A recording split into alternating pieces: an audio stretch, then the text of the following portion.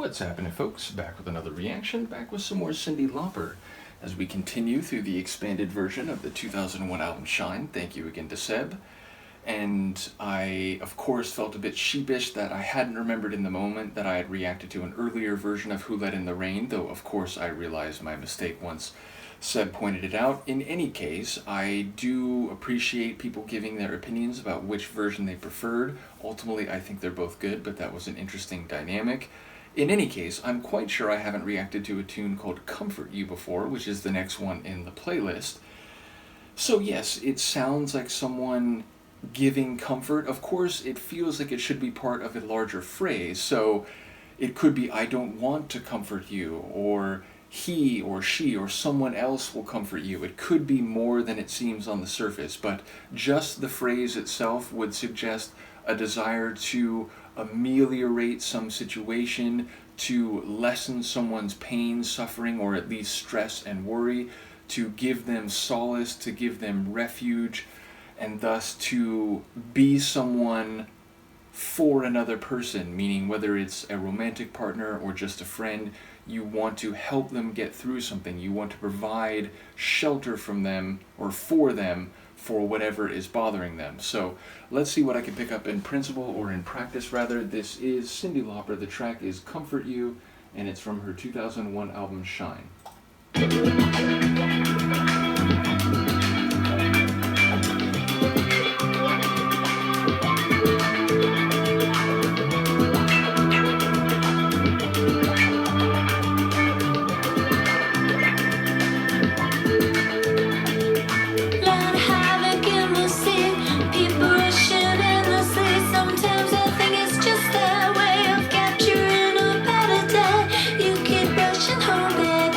You're just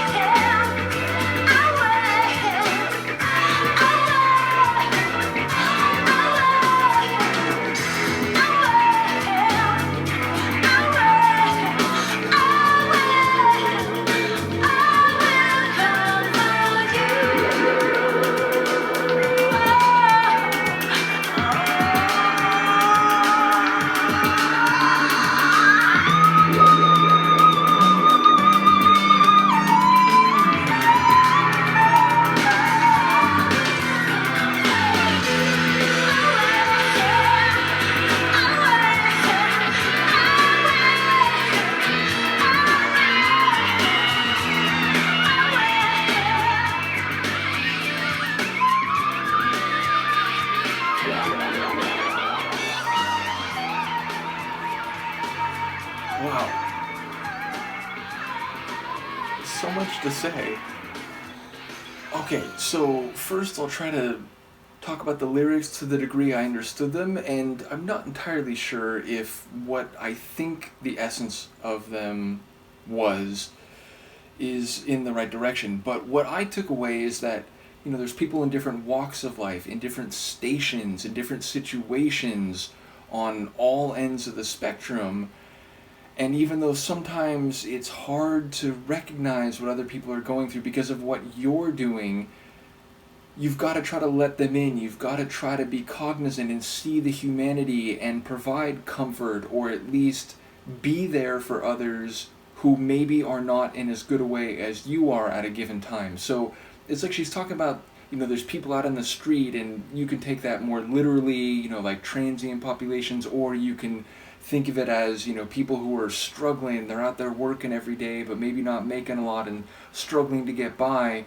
And she said something like, it's hard not to step on people, which could relate to people who are doing a bit better. I'm thinking of The Theater by Pet Shop Boys, where, people on the higher end are, going to see arts and entertainment, and they're kind of conveniently stepping over people who are living rough and out in the elements. And, in that case, it's like the humanity is missing. They're trying to pretend that they didn't see him and just keep walking and not acknowledging the disparities and the situations for people that the modern systems of economics and politics and culture churn out, and the disparities that it causes and that exist.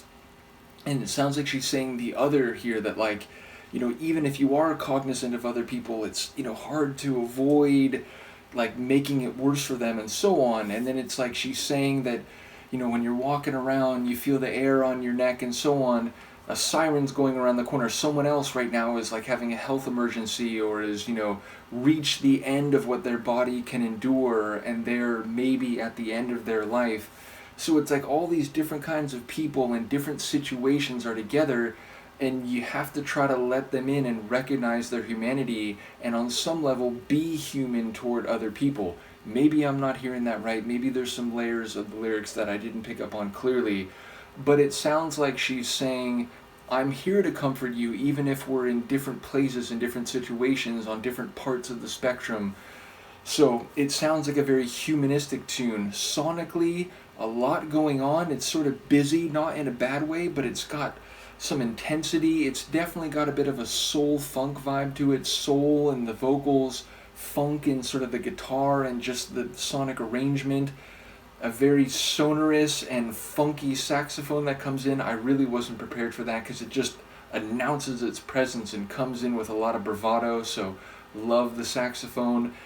And yeah, by the end her vocals are going really high in a way that, I'll say only Cyndi can do. Obviously there's other vocalists who can go very high and intense, but the way Cyndi does it is just her own flavor of that, and we definitely get that in the latter stages of the tune.